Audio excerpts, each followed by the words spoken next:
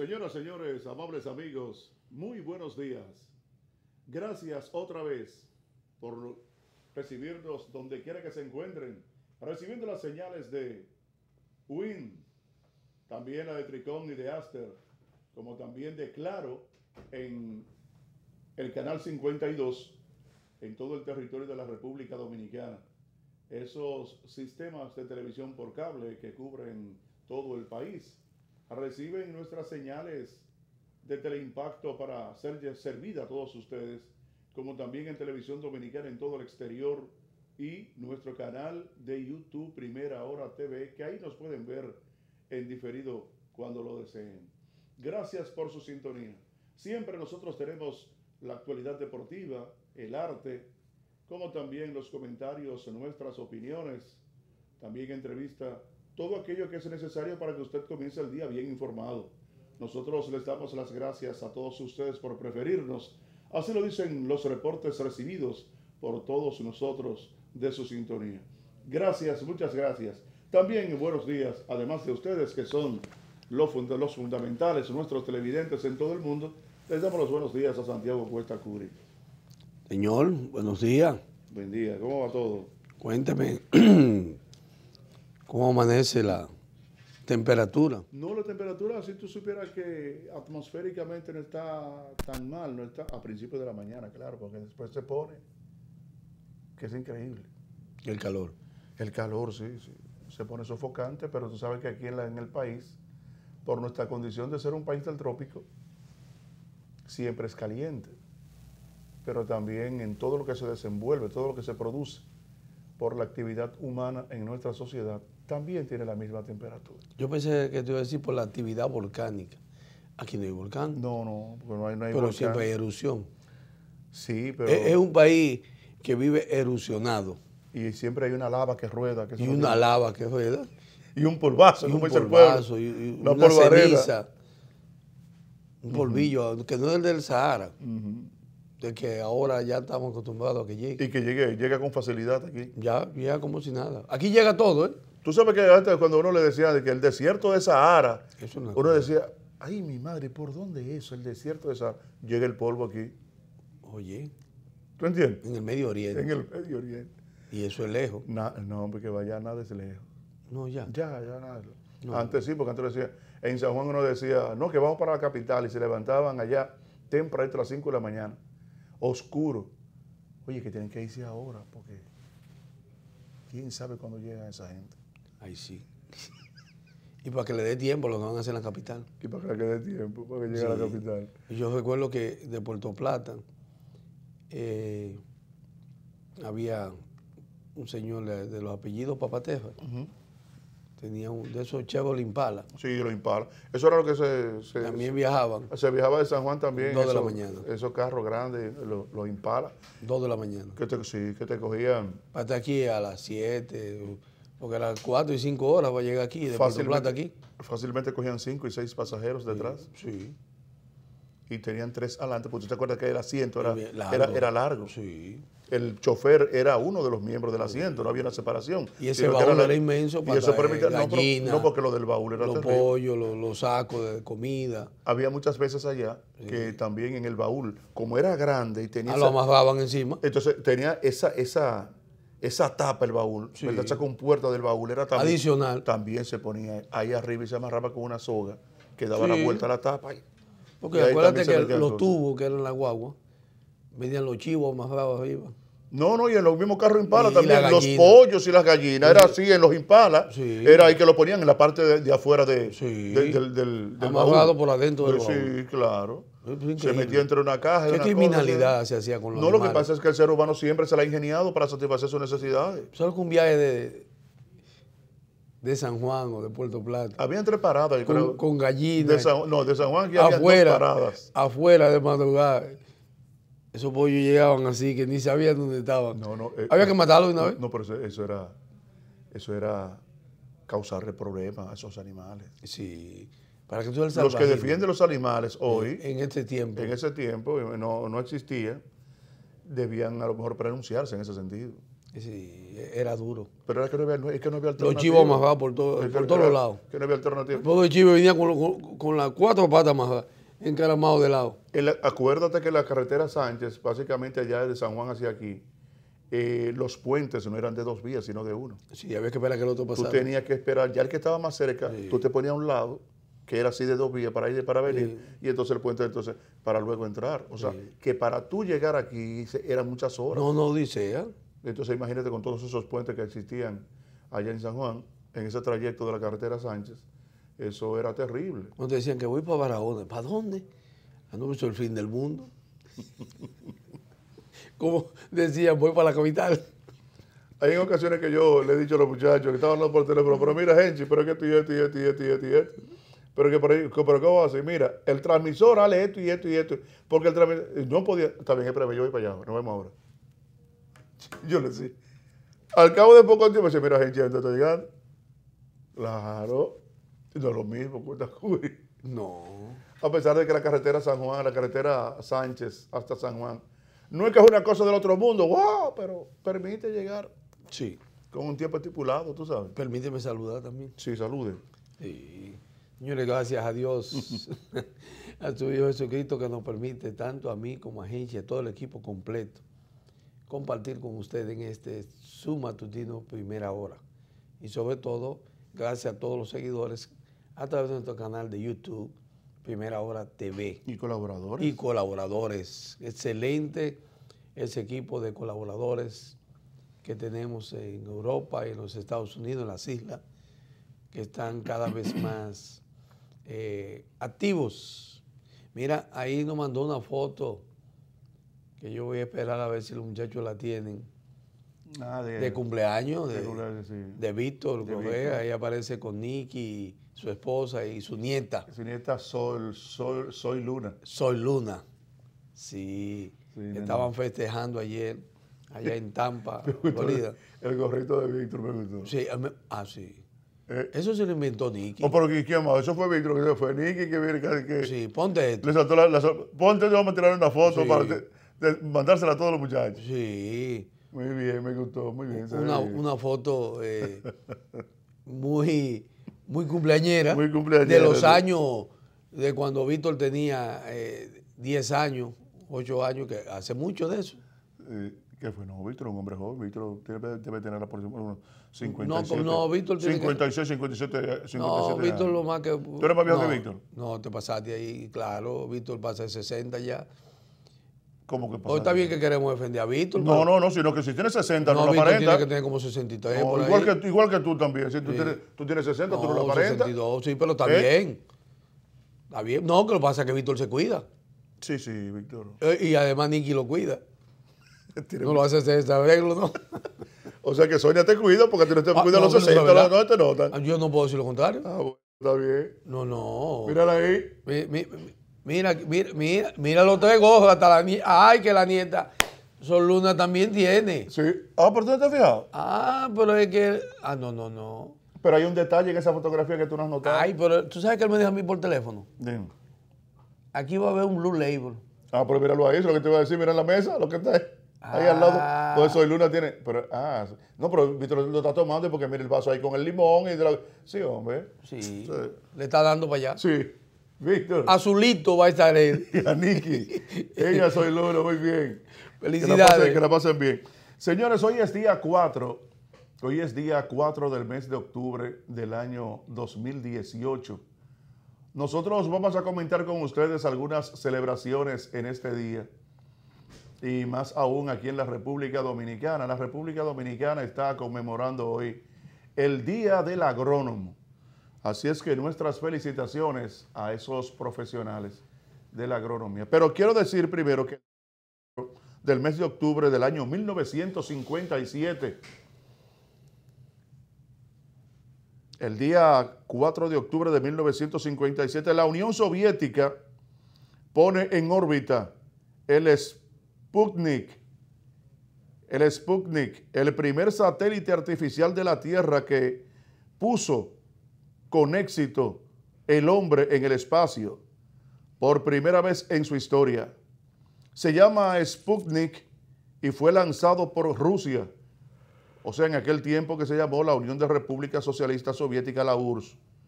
Era una esfera de aluminio de tamaño de una pelota de laja, con apenas 52 centímetros de diámetro, de poco más de 80 kilos, con 4 largas y finas antenas. En su primer viaje tardó 92 minutos en órbita de Tierra, o sea, dándole vuelta a la Tierra. Su misión fue obtener información de las capas altas de la atmósfera, como también tenía como misión explorar el campo electromagnético de nuestro planeta. 2 años más tarde, la segunda versión del Sputnik, llevaría por primera vez al espacio un animal, la famosa perra Laika. La perra Laika fue el primer animal que orbitó fue precisamente en el Sputnik 2, también de la Unión Soviética. En 1991, el día 4 de octubre, en Madrid, se firma el acuerdo por el que se declara a la Antártida Reserva Natural para la Paz y la Ciencia. La Antártida, ese hielo, eso debe ser bonito por ahí. La Antártida, o continente antártico también se le llama, y es el continente más austral de la Tierra. Está situada completamente en el hemisferio sur, casi enteramente al sur del Círculo Polar Antártico, que contiene el Polo Sur geográfico y está rodeada por el Océano Antártico. También, señores, el día 4 de octubre del año 2015, en Argentina, se realiza el primer debate presidencial de su historia política y democrática. Por primera vez, sus candidatos a presidente contrastaron sus plataformas electorales en un debate público y televisado para todo Argentina. El encuentro se realizó en la Facultad de Derecho de la Universidad del Estado y fue organizado por Argentina Debate y tuvo entre los moderadores al famoso periodista de la revista Infobase, Luis Novarecio.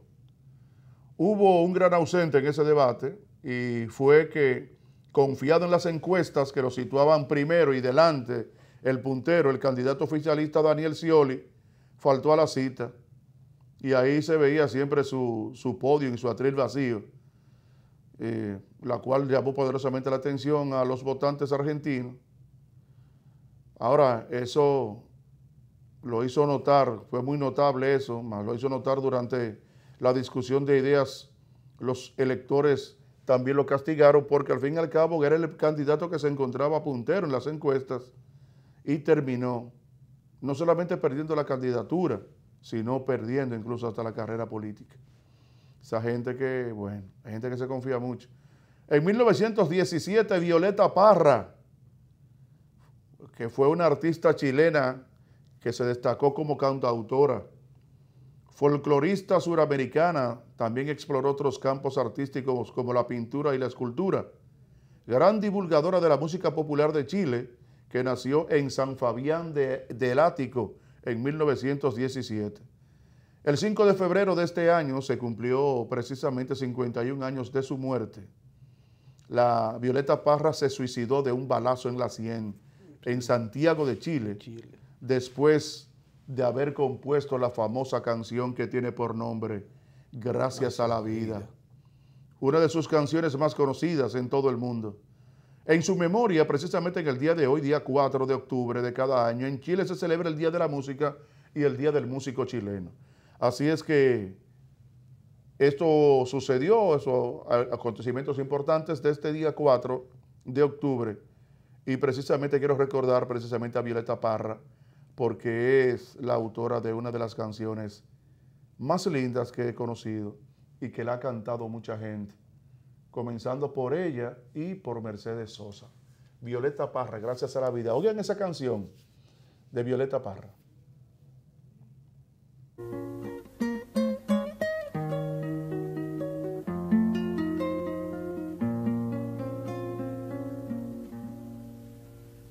Gracias a la vida que me ha dado tanto. Me dio dos luceros que cuando los abro perfecto distingo lo negro del blanco, y en el alto cielo su fondo estrellado, y en las multitudes el hombre que yo amo.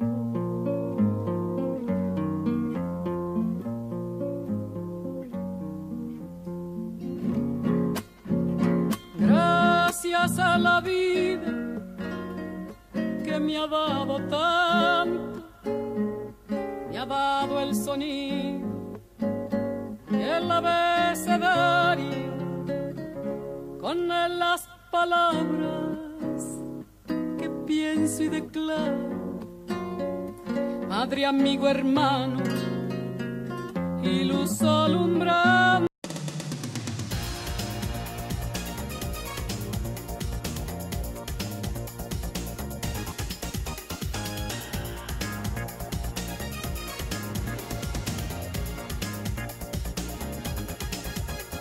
Es una contradicción terrible esa canción, porque tú reconociendo todo lo que la vida te ha dado de una manera magnífica, entonces luego con un te da un tiro. Bueno, ahí nunca se dijo lo que fue. El ser humano, una cosa Nunca se describió por qué lo hizo. Pero todo eso quedó ahí. Hay otro caso también, precisamente en Centroamérica, que retrata lo mismo, de Alfonsín Storni. Alfonsín Storni también. Pero ahí está claro que fue por un amor. Porque ese sí. Porque incluso mira comienza a sí, Mar del Plata, sí, donde desapareció el amor de su vida, que era un hombre joven, sí, un muchacho joven, se enamoró de un jovencito. Sí, increíble. Entonces él desapareció en alta mar y precisamente en un estado depresivo. Viajó de Francia a Mar del Plata. A Mar del Plata. Y fue y se internó en el mar. Por eso es que se llama Alfonsina y el mar, le dicen. Sí. Alfonsín Storni, que era maestro y poeta. Increíble eso. Hay historia de... Porque también gracias a la vida, quien lo hace tal vez, aparte de Mercedes, Alberto Cortés. Sí, también, excelente. Y Facundo Cabral también lo cantó excelentemente, y Joan Manuel Serrat también lo cantó. ¿Tú sabes quién lo canta también? Donde más Ana Belén. Ana Belén también. Precioso. La esposa de Víctor Manuel. De Víctor Manuel. Fue con Alberto Cortés. Porque la gente lo asocia más. Tú buscas a la gente, Alberto Cortés. Sí. La voz estondosa. No, y que la popularizó también. La popularizó, sí. Más popular es la de Alberto Cortés que la de Mercedes Sosa, claro que sí, claro. Sí, lo que pasa es la interpretación de la canción. Sí. Es un ángel, era un ángel esa señora. Sí. Con esa voz extraordinaria que mantuvo hasta el momento de su vida. Hasta el último momento de su vida. Pero así es la vida. Mira. Ahora, ¿tú sabes qué pasa? Yo no sé la cultura, óyeme, es una cosa maravillosa. Hay cosas que no se pueden ni describir, ni siquiera interpretar en la vida. Sí, porque hay gente que ha dicho las cosas tan bonitas, tan extremadamente bonitas, que a mucha gente nos resulta imposible poder manifestar exactamente hasta dónde es la belleza de lo que dicen y de lo que hacen. Sí. Muchos no tenemos esa capacidad, no llegamos hasta ahí. No. Pero sabemos que son cosas extraordinariamente lindas. Que transfieren el pensamiento y la vida del ser humano. Así es. Hacia otros senderos. Así es. Pero un sendero iluminado, no a la ciega, ni a oscura, ni mucho menos de mentira. Porque tú te transformas al escuchar todo eso. Sí, claro que sí. Y mira, por ejemplo, Genchi, ¿cómo vive una sociedad como la nuestra? Tú no sabes quién te dice verdad o mentira. O sea, ¿hasta dónde hemos llegado? Se ha tornado como una cultura esto ya. Sí, la cultura del mentir se ha convertido en algo sociable en la República Dominicana. Pero a uno extremo. Porque si tú no crees en tus autoridades, ya les resulta tan fácil mentir al otro. Y no hay un ser más mentiroso en este país que un político, lamentablemente. Así lo considera la gente. Ese es dentro de las encuestas. Si usted colocaría en ese cuestionario, ¿son o no los políticos dominicanos mentirosos? Usted va a encontrar que el 98% de los políticos, para hacer un margen de error de las encuestas, tal vez un 2.85 no lo sea. Pero la cultura de la política y los políticos es engañar y mentir. ¿Por qué lo hacen? Porque esta es una sociedad que no penaliza la mentira. Muy diferente a otras sociedades donde un político si miente no vuelve a ser político jamás. Pero tampoco la justicia lo penaliza, a pesar de que haya perjuria. No, porque la justicia es mentirosa. Entonces, ni siquiera hay, porque es un tren. Ni siquiera ahí la penaliza. Lo que pasa es que Poder Judicial, Poder Congresual y Poder Ejecutivo, o sea, el Poder Legislativo, lo más que tenemos son mentirosos. Lamentablemente, la cultura que han instaurado el sistema político republicano aquí en la República Dominicana es la de la mentira. Usted no sabe a quién creerle, porque las promesas en las campañas se las lleva el viento. Hoy dicen una cosa y mañana hacen otra. Y cuando uno observa ese panorama de la mentira en esta sociedad, las probabilidades de cambios que puedan servir de base para que la sociedad mejore son mínimos. Porque aquí le miente el Congreso, el Poder Ejecutivo y el Poder Judicial, de manera simultáneas. Aquí los políticos van a los sitios y prometen las cosas, inmediatamente llegan, no vuelven más a ese sitio.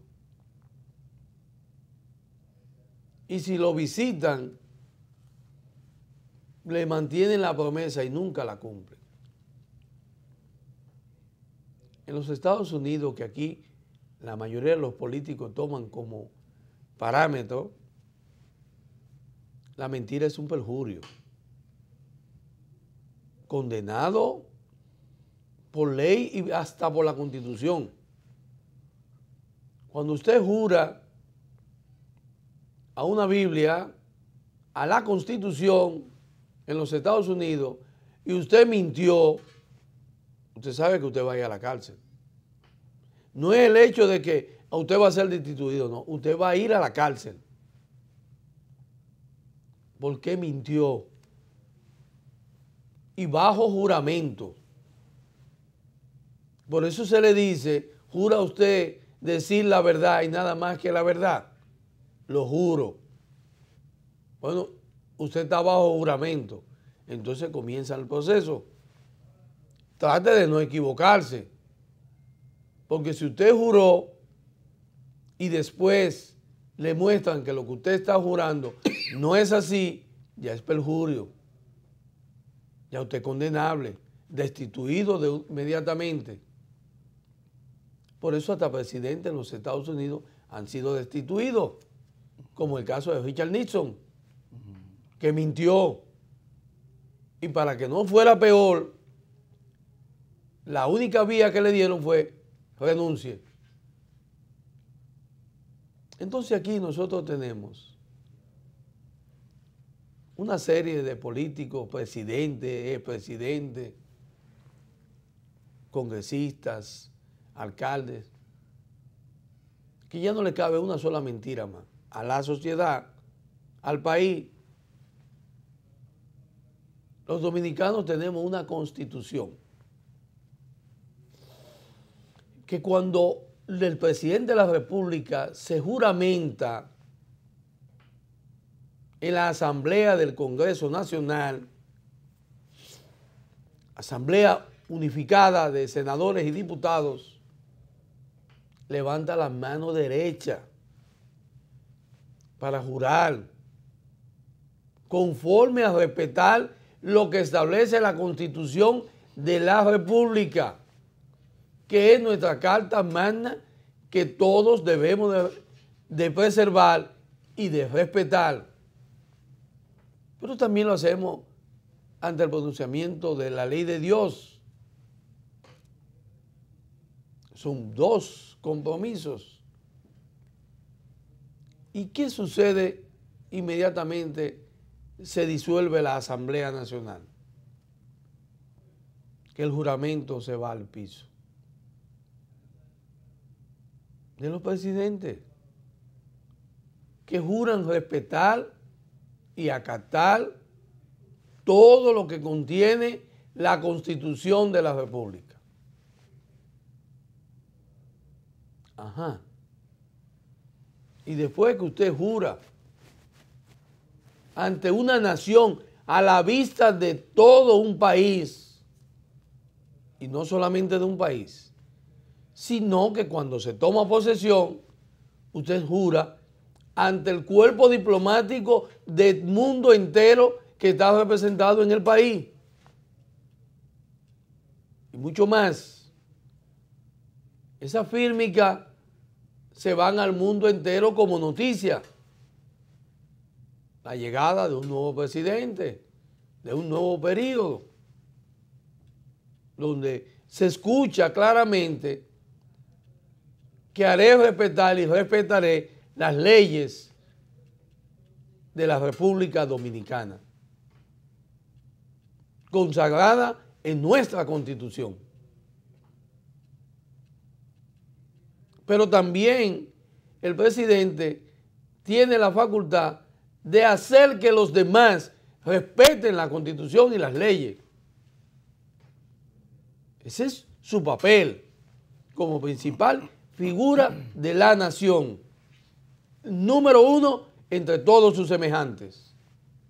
Porque eso es lo que le confiere el voto obtenido que le declara presidente de la República. Lo mismo sucede cuando en el hemiciclo se juntan el otro poder llamado poder legislativo, considerado el principal poder de una nación, en el caso de la República Dominicana. Se hace un juramento ante las leyes, la Constitución y ante Dios de que será respetado. Y jura el presidente del Senado hacer cumplir las leyes, para lo cual fue puesto, igual que el presidente de la Cámara de Diputados. Todo eso hasta ahí está maravilloso. Si se hiciere, como dicen ellos mismos, si se hiciere así, que Dios y la patria lo premie. Y de lo contrario, que se lo tome en cuenta, si es al revés. ¿Y cuál sería lo de tomarlo en cuenta? Bueno, tomarlo en cuenta significa su renuncia, su destitución, porque usted violó dos sagrados preceptos, el de Dios y el de la patria. Por eso nuestro escudo dice Dios, patria y libertad. Están conjugados los tres. Y de eso nos sentimos orgullosos, pero no de respetar las leyes. Y cualquiera que llegue al Senado o a la Cámara de Diputados entiende que como ellos son los creadores de las leyes, también son los que tienen la facultad para violar las mismas leyes creadas en el Congreso de la República. Por eso se sientan apandillados, sin ningún tormento, y vamos a cambiar esta ley, porque esta ley perjudica a la persona que tenemos. Por eso les resulta tan fácil al actual presidente de la Cámara de Diputados, el profesor Radamés Camacho, pensar tan abiertamente de que la Constitución es un trapo, de que eso es un instrumento hecho por ellos para ser violado por ellos mismos. Y que eso no importa. Si hay que modificar de nuevo para que Danilo Medina sea candidato, se modifica.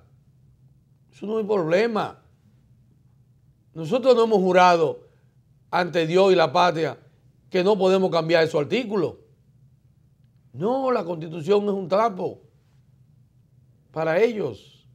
Y más si están apandillados, que es lo peor del caso.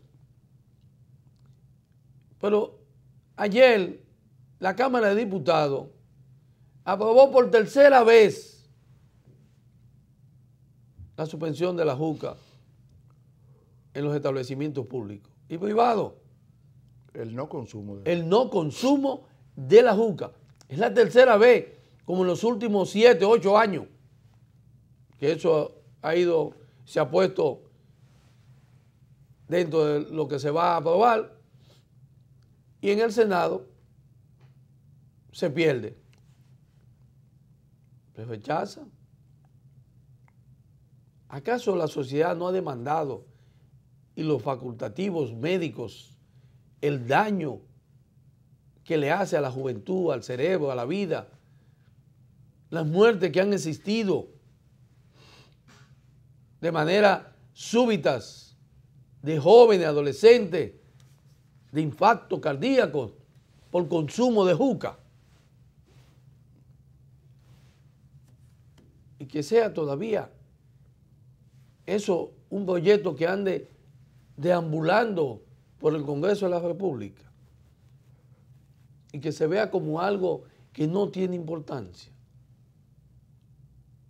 Los intereses que envuelven a los congresistas dan miedo, porque dependiendo de los intereses que existen allí, se aprueban las leyes, no a favor de la sociedad.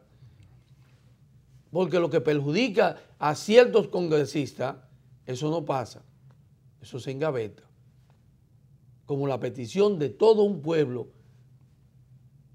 del bendito cobro de inscripción en las universidades y en los colegios cada vez que hay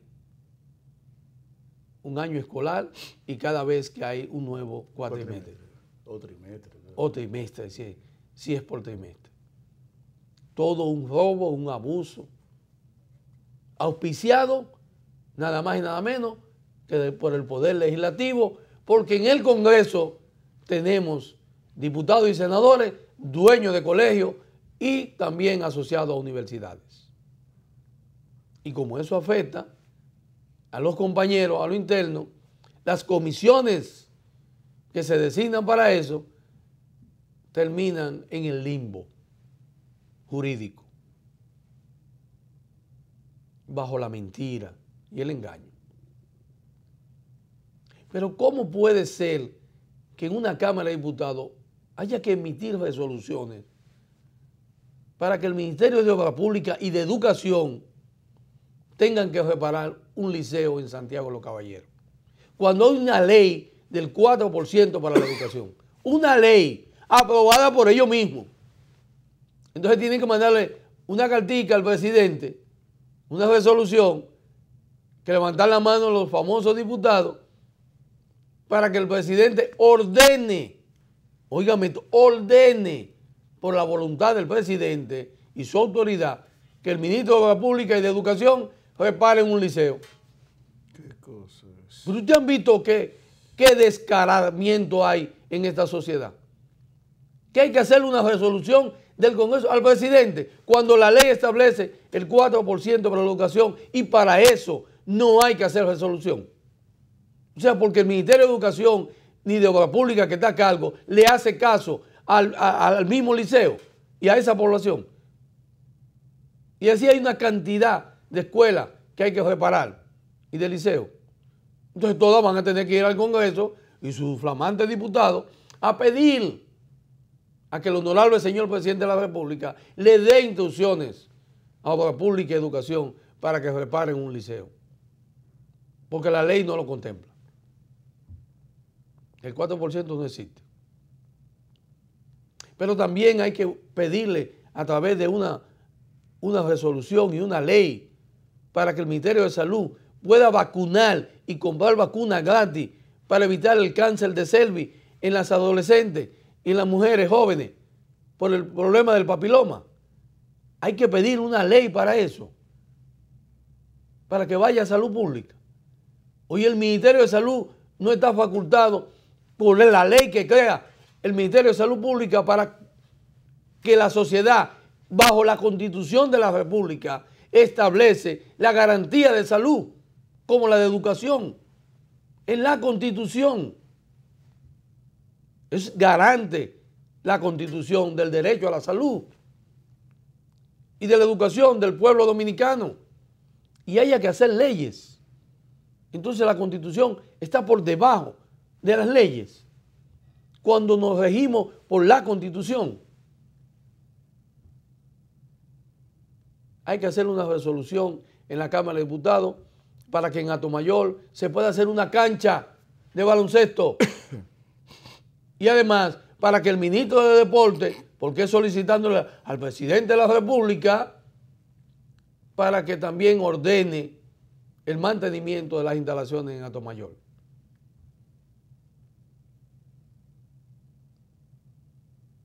Hay que pedirle al Congreso de la República que cree una ley para hacer un patronato para el hogar, donde la casa de acogida de las mujeres abusadas por intentos de feminicidios. Porque el Ministerio de la Mujer no tiene facultad de nada. Hoy la casa de acogida hay que hacer una ley. Cuando está dentro de la facultad de ese ministerio. Y donde dice el encargado de la justicia en este país, en el caso del Ministerio Público, Procurador General de la República, que existen casas de acogida. Entonces, ¿a quién usted le cree? A eso es que van los diputados. Y a hacer comisiones, para hacer resoluciones y pedirle el favor al presidente de la República para que actúe cuando todo está contemplado en las instituciones. Bueno, si así es que va a vivir la República Dominicana, en un país donde un presidente dice que no va más y al cabo de un año después dice que va. Hipólito mintió 42 veces, según lo que llevaron la cuenta y que sacaron a relucir en la campaña, de que el expresidente Hipólito Mejía le había mentido a esta sociedad de que él no se iba a reelegir. Lo había dicho a la nación. Y sin embargo, por detrás, entre Guido Gómez Mazara, Hernani Salazar, Andrés Bautista, Eligio Jaque, estaban llevando un anteproyecto para que él lo firmara y del Poder Ejecutivo se fuera al Congreso solicitando que la Asamblea se reuniera para modificar en aquel entonces el artículo 49, creo que era, en ese entonces, para que él pueda reelegirse y modificar y poner 2 periodos consecutivos y nunca jamás. Sí, el 49. Y así se logró, aún diciendo él 42 veces que eso no podía ser. ¿Y qué pasó después con Danilo Medina? Lo mismo. Y se modificó la Constitución después de decirle a la nación que no, que él no se iba a reelegir. Y estamos ahora de nuevo pensando, después que ya dijo al país que no, y después que dijo que solamente le permitieran 4 años más, él mismo, a esta sociedad, que si ganaba eran 4 años más, y ya. ¿Y por dónde anda? Y ya estamos de nuevo en ese Congreso con Camacho a la cabeza y el grupo de danilistas intentando modificar para que Danilo vuelva. Y diciendo Camacho que el Tribunal Constitucional, consagrado en la Constitución de la República, porque está establecido, Camacho, en la Constitución de la República, que las cosas irrevocablemente jurídicas, ellos pueden hacer lo que les da la gana en el hemiciclo, porque ellos son los que quitan y ponen. Óyeme, pues volviéndonos locos del poder, la arrogancia, la petulancia, la violencia, porque eso es violencia contra la sociedad, contra los estamentos jurídicos, contra la Constitución, señor Camacho. Eso es usted hacer un abusador, violador, con sus expresiones, querer reducir la ceniza el Tribunal Constitucional, consagrado en la Constitución. Ah, que ustedes pueden sustituir los miembros. Sí, eso es verdad. El Consejo Nacional de la Magistratura puede sustituir los miembros. Y usted es miembro del Consejo Nacional de la Magistratura. Pero usted no está por encima de la Constitución, ni de las leyes. Porque las decisiones del Tribunal Constitucional están establecidas. No hay más alto tribunal para derogar cualquier decisión o sentencia de ellos. Tendría usted, señor Camacho, que crear otro tribunal, solicitar otro, que vaya a la Constitución y que entonces después, por encima del Tribunal Constitucional, usted decida lo que le da la gana. Pero el país no puede vivir bajo la mentira de políticos mentirosos.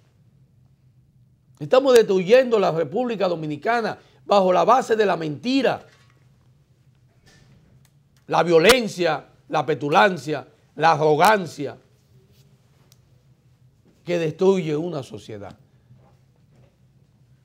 Así no se puede seguir. Lamentablemente, no podemos continuar bajo esos efectos. La República Dominicana merece políticos verdaderamente correctos y que hablen la verdad. No políticos que hoy digan una cosa y cuando lleguen al cargo hagan otra.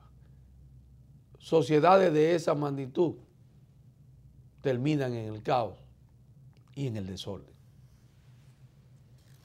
La violencia tiene múltiples manifestaciones y la gente cree que la violencia es sencillamente la expresión agresiva, brutal, de alto tono que tú puedas manifestarle a una persona en un momento determinado. Eso es violencia verbal. Cuando ya hay una acción de fuerza sobre tu cuerpo, es una violencia física. Cuando, si por alguna razón u otra tú tienes un compromiso con alguien, con alguna mujer, porque hay un término, hay una obligación en común y tú no la cumples pudiendo hacerlo, es una violencia económica, que de hecho quiero decir que humildemente en este país fui de los primeros que habló sobre la violencia económica. La gente tenía en la mente siempre la violencia física, la violencia verbal.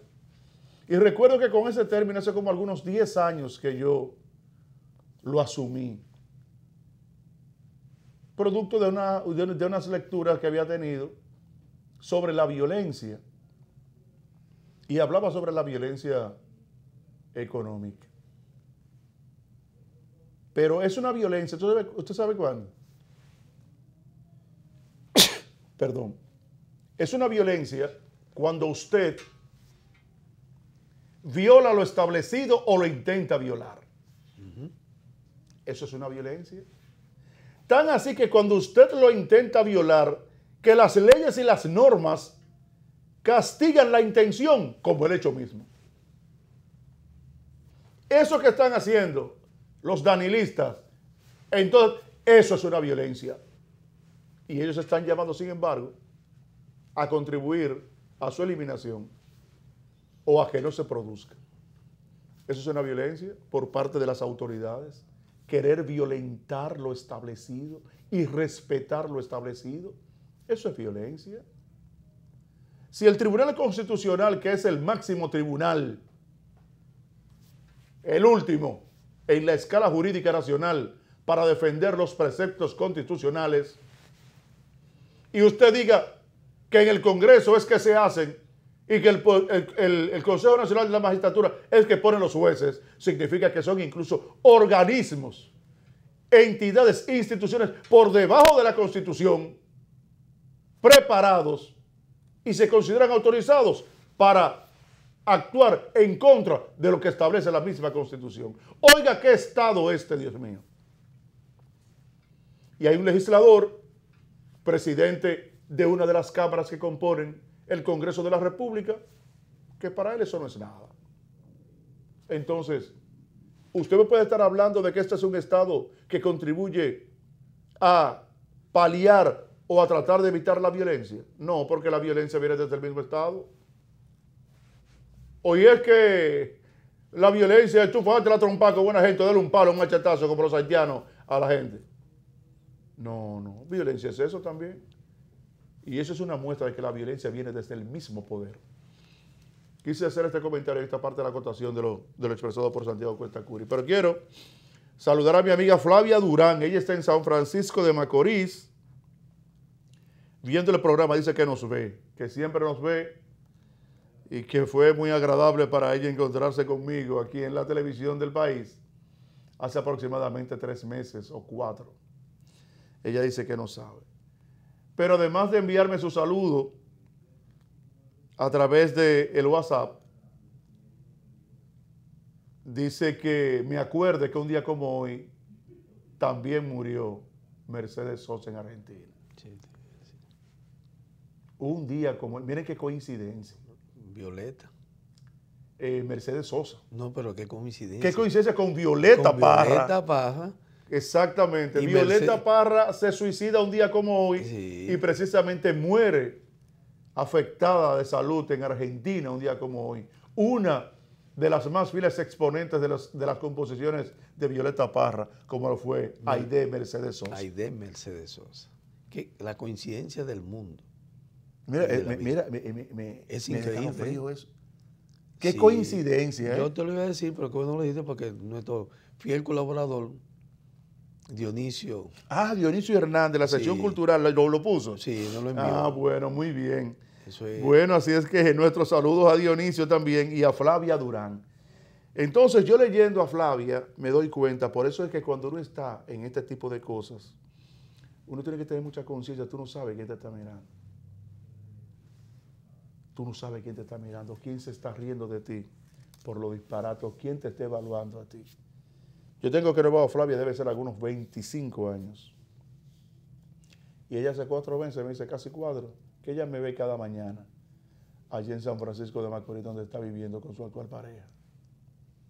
Y me escribe para decirme que me acuerde que Mercedes Sosa murió un día como hoy, en Argentina. El cuidado que hay que tener, señores. Por eso que, bueno, como en este país todo el mundo puede hablar por radio y por televisión, yo no censuro eso, siempre y cuando tenga la condición, la cultura general y el compromiso social de defender los mejores intereses de esta nación, como nosotros pretendemos hacerlo cada día que llegamos aquí. Miren, hay que hablar brevemente sobre la situación que se le ha presentado y yo quiero hacerlo como una muestra de que muchos políticos y gente que ha pasado por el poder hagan una reflexión. Ustedes recuerdan que Pedro Pablo Kuczynski, con el objetivo de tratar de evitar ser destituido por el Congreso peruano en diciembre pasado, negoció con Keiko Fujimori, el hijo menor de Alberto Fujimori, el indulto a su papá, que venía muy afectado de salud, producto de la prisión, de la condena de 25 años por delito de lesa humanidad, producto de la matanza de 25 personas, por cierto, que se produjo en Monte Alto y Cututá, en Perú. Y precisamente se le dio ese indulto a Fujimori. No más que una tratativa política para evitar una cosa, debe producir esto. Y como Keiko tenía la cantidad de diputados suficiente para hacer el quórum que se necesitaba, 9, que se necesitaba para producir la destitución, Cleico le plantea esa situación, desde el punto de vista personal, que indulten a su papá, algo que se había solicitado antes y que no, ningún presidente se había atrevido a someter. Alberto Fujimori, excelente ingeniero en cálculo, en 1990 fue todo un fenómeno en Perú, derrota en esas elecciones al escritor peruano Mario Vargas Llosa. Luego se presenta con Fernando Toledo y pierde las elecciones, y Toledo se presenta de nuevo, entonces sí la gana. A una serie de situaciones, él mismo, con el objetivo de eliminar el Congreso de la República, declara un autogolpe, acompañado de un amplio sector militar, a pesar de que había otro que se oponía, pero que al fin y al cabo materializó su acción. Entonces ahora Alberto Fujimori, hay un tribunal que ha declarado ilegal el decreto de Pedro Pablo Kuczynski e instan esa orden a que Fujimori sea apresado y sea retornado de nuevo a la cárcel, a la prisión. Cualquiera diría, bueno, fíjate cómo en una salida política Alberto Fujimori logró regresar a su casa, estar con sus hijos, estar con su familia, porque Alberto Fujimori fue apresado cuando llegó a Perú procedente de Colombia, que venía de Tokio, donde él se fue en 1996, ya prácticamente al final de un tercer periodo, el tercer periodo que todo el mundo sabe que es traumático y difícil y que genera muchas situaciones. A través de un fax envió la renuncia de él como presidente de la República desde Tokio, de donde él era ciudadano. Y fíjense ustedes, ni siquiera aún con esta cantidad de años y estas enfermedades se pudo librar Alberto Fujimori de volver, de retornar a la cárcel.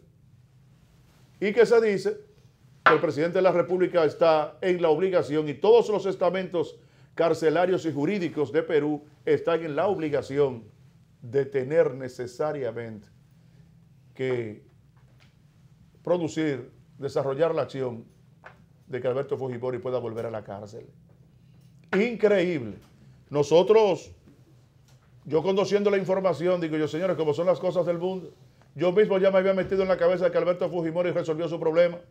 Y fíjense, y le quedan 12, le quedan 13 todavía. Pero de que a 13 años Alberto Fujimori se va a morir, aunque yo me muera ahorita, como decía mi abuela Chaché Mateo en San Juan.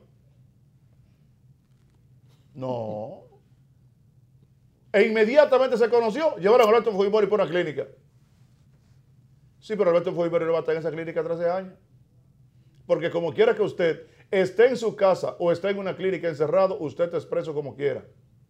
Porque por eso incluso ustedes ven que una de las posibles medidas de coerción que se producen en la judicatura dominicana es precisamente el arresto domiciliario o también con la prisión domiciliaria.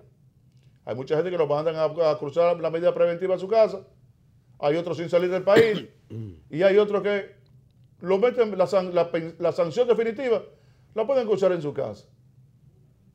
Y como quiera usted es preso. Cuando usted ya al 4 o 5 días de usted estar en esa casa sin salir, ya usted está preso. Eso es igualito como usted estuviera en una cárcel, que cuenta con las comodidades que la cárcel no tiene. Pero estando usted hasta en su casa permanentemente, usted está preso. Entonces Fujimori, inmediatamente los familiares, se conoce el caso, lo llevan a una clínica con el interés de tratar de impedir que se materialice la acción, o los Fujimori, como tienen cierta influencia política en Perú, tratar de ver qué pueden lograr por detrás, mientras Alberto Fujimori se encuentra recluido en un centro médico de salud de Perú. Pero ojalá que esto sirva de reflexión para mucha gente, que las sociedades van cambiando, y por más que ustedes noten que nosotros aquí permanentemente decimos lo que hay que decir, que está bien, y también criticar lo que está mal y hacer nuestras propuestas, nosotros sabemos que la sociedad dominicana va cambiando. Nosotros lo sabemos que va cambiando. Sí, eso es verdad. Nosotros lo que queremos es que ese cambio, producto de las situaciones que estamos pasando, que ese cambio produzca de antemano ya lo que tiene que producir y lo que nosotros queremos y entendemos que debe producirse en la República Dominicana, que es una sociedad inclusiva, no exclusiva, como se produce, como sucede en la actualidad, producto incluso hasta de esta distancia económica aquí en nuestro país. O son ricos o son pobres. O somos ricos o somos pobres. Eso hace que en nuestro país, de que haya realmente un gran programa de salud que sea inclusivo, de que tengamos un buen transporte, oportunidades de empleo, de vivienda, de educación colectiva, de respeto a la ley, de que en nuestro país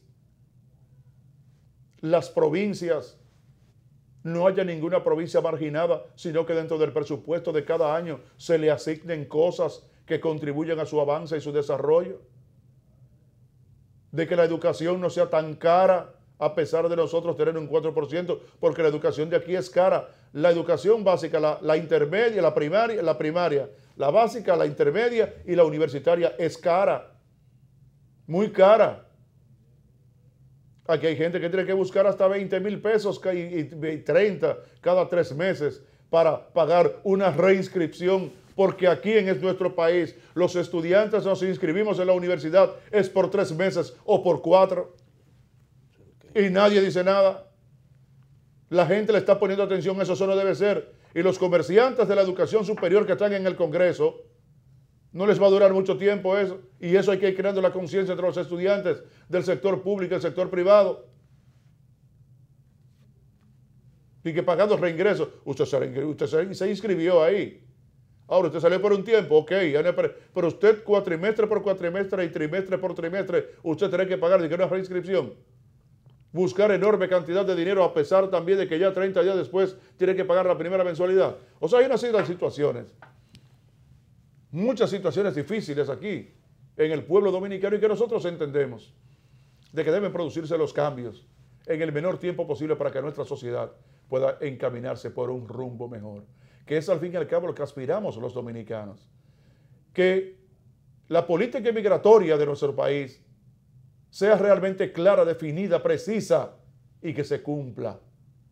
Y no esta invasión, esta ocupación, básicamente es el término, esta ocupación de la que está siendo objeto el territorio dominicano sobre la base de la ilegalidad, fundamentalmente de aquellos que son nuestros vecinos y que no encontramos la forma de cómo ser amigos de ellos, porque mientras más los ayudamos, mientras más nos tiramos sus vainas arriba, es imposible contar con la gratitud de esa gente, ni siquiera de las autoridades, mucho menos de los ciudadanos haitianos o de los que habitan en ese territorio y que han ocupado prácticamente ya todo el territorio de la República.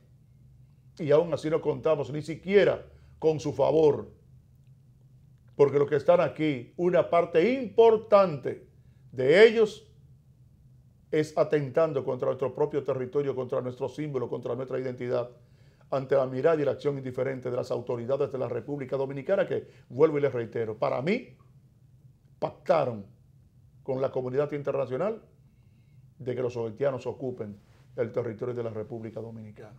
Eso es lo que yo entiendo y por eso, además de eso, ese gran choque cultural que tenemos nosotros y que por eso yo les digo a ustedes, no se dejen matar de nadie se dejen matar, pero hagan lo posible de cuidarse más de un haitiano, porque esos son los que están dando machete y punzonazo y de toda la cosa aquí, picando gente los haitianos.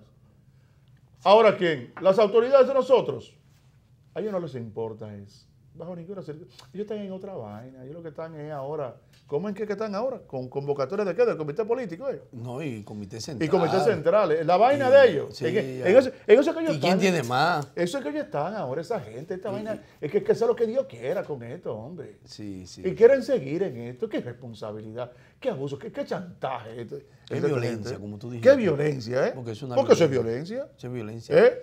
Pero una violencia del más alto nivel. Pero claro, porque si tú... Una imposición. Claro, si tus obligaciones tú no las cumples, sí, asumiendo, como tú dijiste, que juraste sí, cumplirla y hacerla cumplir. me está ejerciendo violencia. No, pero claro. Mira, yo sé que ya no tenemos que ir, pero yo no quería irme sin recordar después que hiciste un buen recuento de Alberto Fujimori, que quien hizo posible el encarcelamiento de Fujimori fue nada más y nada menos cuando detuvieron y encontraron todos los delitos y más de lesa humanidad a su principal asesor, el ex militar y abogado político, Vladimir Montesino Torres. Economista también. Sí. Vladimiro Montesino. Vladimiro Montesino. Dando cuarto, comprando opositor y congresista. Claro, mandó a matar a un profesor y sus 2 estudiantes. Así es. Y fue condenado a 22 años. Era el responsable de negociar con los diputados. Era el jefe del maletín. Así es, sí. Del que hoy aquí también el hombre del maletín de los otros era Alberto Fujimori. Entonces era la figura del presidente, su principal asesor, y que hacía que Alberto Fujimori hiciera las diabluras que hizo, incluyendo la muerte y todo lo que hizo con el robo, dinero. Todo lo que está pasando Fujimori fue planificado conjuntamente con su principal asesor, Vladimiro Montesino Torres. Y pensar que todos los presidentes tienen unos asesores. ¿Me lo quitaste de la boca? Un asesor o un allegado ahí del grupo, del anillo. Sí, muy directo. Que controla, sí. Que se convierten como Montesino, el todopoderoso. Sí, así es. Mira, pero óyeme una cosa. ¿Cuál era de los dos más malos, Montesino o Fujimori? Bueno, se dice que era Montesino. Porque Montesino era un ex militar. Sí, pero también... Fujimori era un ex profesor. Él podía tener la mente diabólica, Vladimiro Montesino, pero yo creo que Fujimori para mí pensaba más que Montesino. Bueno, en términos de cálculos, porque era un extraordinario matemático, calculador de descendencia japonesa. Y entonces había que ver porque el otro venía de militar. Sí, venía de esos servicios de inteligencia. De inteligencia, criminal puro. Sí, formado sobre esa base. Formado sobre esa base. Y también de que vamos a billetear. Oye, los gobiernos... Se prestaba todo. En los gobiernos hay gente que se presta todo. Lo tienen para eso. ¿Y por qué? Hay gente que pierde todo. Pero tienen ganancia.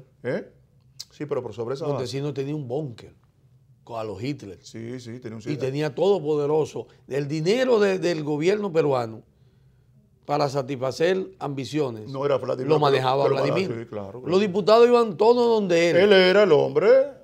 Porque a él se le sacaron unos videos. Sí. Él repartiendo miles de dólares. Sí, exactamente. A diputados. A un diputado opositor, por cierto. Sí. El jefe del bloque opositor del Parlamento peruano. Sí. Por eso fue que trascendió tanto, porque fue precisamente a él. Sí. A ese, increíble. Era un verdugo. El dinero. Pero aquí hemos tenido, en todos los gobiernos. Históricamente hemos tenido mucho Vladimir Montesino. Esa es la historia y la realidad.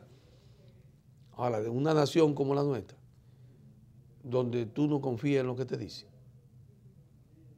donde un político te dice una cosa y mañana es otra. No, y que la gente no la cree. La gente dice, él dijo eso, vamos a ver si eso es verdad.